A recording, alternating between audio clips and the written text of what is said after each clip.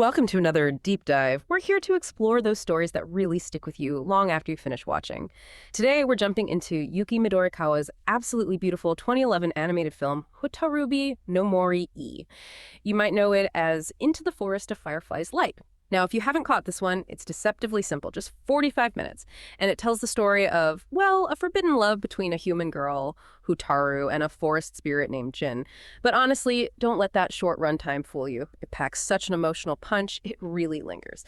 Okay, so let's unpack this. What we want to do today is dig into how the film's depth, its real emotional power, doesn't just come from some made-up fantasy world. It's actually drawn from a really skillful adaptation of specific, very deep-rooted ideas from Japanese folklore, from Shintoism, even older animistic beliefs. The whole supernatural side of things isn't just window dressing here. It's the language the story uses to talk to us. It gives us this kind of shortcut to understanding its bigger themes. Yeah, what's so fascinating is how it effectively becomes a modern fable. Yeah. It uses these very specific folklore concepts like liminal beings, things caught between worlds, and that whole Japanese aesthetic of impermanence, mono wares, plus the idea of sacred spaces like the forest being governed by the Yama no Kami, these powerful deities. And using all that, it crafts a story that feels, well, both magical but also really culturally grounded. It makes the meaning hit home much faster. Okay, with that set up, let's dive into Jin himself. He's really the core of Hotarubi no Mori, this enigmatic figure. The film is pretty explicit, saying he's neither human nor yōkai. Right. Which is unusual, right? What does that tell us straight away? Oh, that's absolutely crucial from the get-go. His origin story is everything for understanding that definition. He started as a human baby, abandoned in the forest. And the Yamagami, the mountain god, took pity, basically, and used magic to keep him alive. Yeah. But, and this is the big but, that magic came with a condition. It sustains him, sure, but it also makes him something completely new. It stops him aging like a human. You see Hotaru grow up while he stays the same, and it makes him incredibly fragile. The core rule is if a human touches him, poof, he disappears forever. He's stuck in this sort of in-between state. So he's this walking paradox. He's got a human soul, he has memories, he feels love, loneliness, all very human things. But he's powered by something non-human, a human who can't touch humans, a spirit who used to be mortal. And the way the sources describe him, as a living ghost, that just hits hard, doesn't it? It really does. And while he's not literally a ghost, like the spirit of someone dead, his situation definitely echoes the yurei, those lingering spirits in Japanese folklore. Specifically, maybe the jibakurei spirits tied to one place. Jin can't leave that forest, the forest of the mountain god. He's kind of stuck there. And his unfinished business, you could say metaphorically, is the human life he never got to live, the physical connection, growing old. But what's key is the difference. Unlike, say, the vengeful onrai spirits you often hear about, Jin's main emotions are this gentle sadness, this quiet longing, not anger. Right. And that fragility you mentioned, it also makes me think of the Kodama, the tree spirits. The idea that if their tree dies, they die too. There's a parallel there in vulnerability. That's a really good comparison. Jin's vulnerability is like that, but amplified massively. His host, if you will, isn't just one tree. It's the whole magical forest ecosystem, kept going by the Yamagami's spell. And if you think about the bigger picture, that absolute rule, don't touch Jin, it works like a powerful metaphor. It's about the respect, the distance humans are traditionally meant to keep from sacred things, from nature itself. In Shinto, you have the Shimenawa ropes marking sacred spots, boundaries you don't just cross. Jin's curse is almost like a personal, mobile Shimenawa.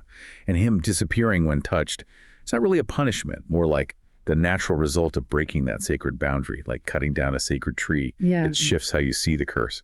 It's more like a fundamental law separating realms. It just can't mix that way. Makes you think, right? It absolutely does. And his existence is so tied to the forest. So the Yamagami, this powerful god, how does it govern this world? What does that tell us about the Shinto roots? Well, the Yamagami, the mountain god, is this unseen but totally dominant force in the film's world. They saved Jin, yes, but also gave him the curse that defines his whole life. And the Japanese folk religion, Shinto, these Yama no Kamis are major nature deities. They have this inherent duality. They can be protective, nurturing, but also destructive, wrathful. It reflects the complex nature of Kami and Shinto, which aren't simply good or evil. They have both the Nigimitama, gentle spirit, and Aramitama, rough spirit. The Yamagami saving Jin, but binding him to this tragedy that perfectly captures this duality. They're forces of nature, powerful, revered, and ultimately unpredictable. And the forest isn't empty, is it? Besides Jin and the Yamagami, there are other spirits, the yōkai, but Hotarubi no Mori really flips the script on how yōkai are usually shown in pop culture, like as monsters. Right.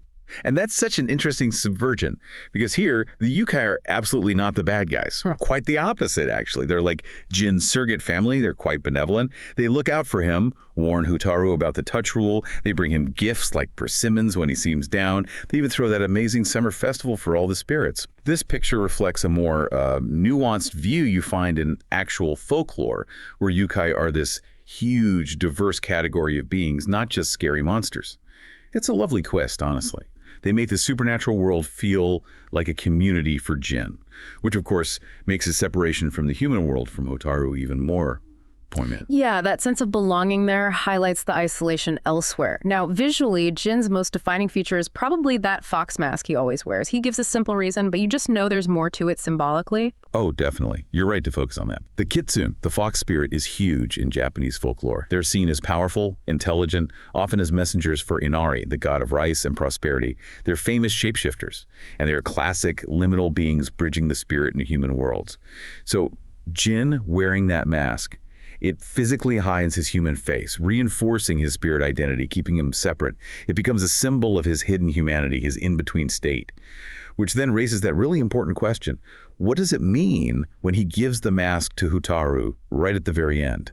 Right before he disappears? Exactly. It becomes the ultimate keepsake, doesn't it? A tangible piece of their very intangible relationship. It's like he's surrendering that spirit identity, giving her something real she can finally hold on to. Okay, let's zoom in on that curse of touch again.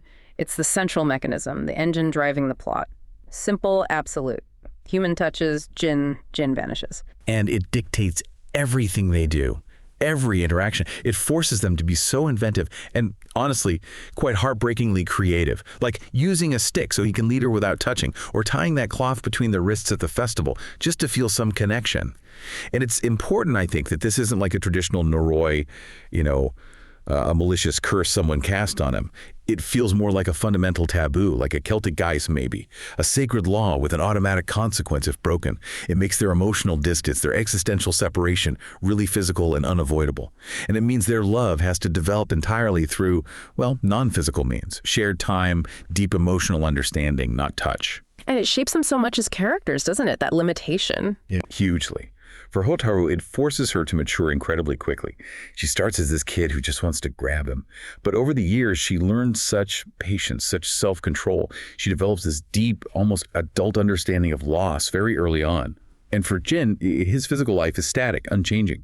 But the curse, ironically, is what makes him emotionally dynamic. It causes him pain, watching her grow, knowing he can't hold her.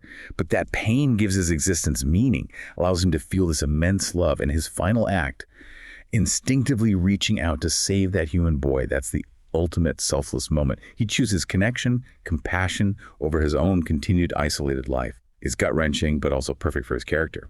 And it's such a clever flip of the usual supernatural story, isn't it? Normally, it's the human who's in danger if they touch the magical thing. Exactly. Usually the narrative warns humans, don't touch that, it's dangerous. Yeah. But here, it's the other way around. The supernatural being Jin is the one who's incredibly vulnerable to human touch. Humanity itself, just by being human, becomes the destructive force, not out of malice, just by nature. A simple, innocent touch dissolves him, and that reversal really changes the story's message, I think. It stops being just a warning about the dangers from the supernatural world. Instead, it becomes this really poignant commentary on how fragile, maybe the sacred, the magical, the past, how fragile those things are when they come into direct contact with the mundane physical reality of our human world. Jin vanishing isn't just his personal tragedy. It feels symbolic of a whole way of being, a whole magical world that's fading away, unable to withstand that direct touch. Wow. Yeah. All of that absolutely feeds into the film's overall mood, that consistent bittersweet feeling, the melancholy, the nostalgia. It's just fundamentally about love, loss, and how nothing lasts forever. Which brings us right back to Mono no Aware, that core Japanese aesthetic idea. It's that gentle sadness, almost a wistfulness you feel about the transience of things. The idea that beauty and impermanence are completely intertwined. You can't have one without the other. Jin's entire existence embodies this. He's beautiful, their connection is beautiful, precisely because it's so fragile. And the film doesn't fight it. It accepts this fate with this incredible quiet grace. It suggests that the real value wasn't in permanence, but in the depth of the connection, the beauty of the memories made. Hotaru's final smile, through her tears. That's Mono no Aware, perfectly captured. Sadness for the loss, but also deep gratitude for what she had. And the fireflies themselves, the title, Hotaru's name meaning firefly, that imagery is just woven through everything, especially the end. Oh, absolutely central. At the climax, when Jin is touched, he doesn't just disappear. His body dissolves into these countless shimmering lights, like a cloud of fireflies. And in Japanese culture, fireflies often symbolize summer, those fleeting perfect moments. But sometimes they're also linked to Hitodama, the souls of the departed. So for Jin, it's not annihilation. It's almost like a release, a transformation. He becomes part of that firefly's light from the title. He's freed from the curse, from being stuck. That one final embrace they share is both the consummation of their love and his transition into pure memory, into ephemeral beauty. He's not tied to the forest anymore. He's part of the summer night that Hotaru will always remember. And the way the story is told, it feels connected to older forms of Japanese storytelling too, doesn't it? Yeah, you could definitely see it as a kind of modern Setsuwa. Those are traditional narrative tales, often featuring humans interacting with the supernatural. And they were often used to teach moral lessons or explore philosophical ideas, like the Buddhist concept of muju, impermanence. Hotarubi no Mori feels like it's carrying on that tradition, using these folkloric elements to explore really deep themes about loss, about love beyond the physical, about finding beauty in moments, won't last. It takes ancient wisdom and makes it feel incredibly relevant. So when you look at it all together, Hotarubi no Mori really shows how powerful folklore can be even now. Its emotional weight is so carefully constructed using these authentic Japanese cultural and religious ideas. Definitely. The whole story is told using this rich, symbolic language from Japanese supernatural traditions. It takes archetypes like the powerful Yamagami, Jin's state of being in between echoing Yurei and Kadama, the yōkai as a community, the symbolism of the kitsune mask. None of that is just background noise. Yeah. It's the actual foundation holding up the story's themes. Even the curse of touch, which feels like a modern twist, works so well because it taps into those older ideas about sacred boundaries and taboos. It creates this unique mythology that feels both specific and somehow universal.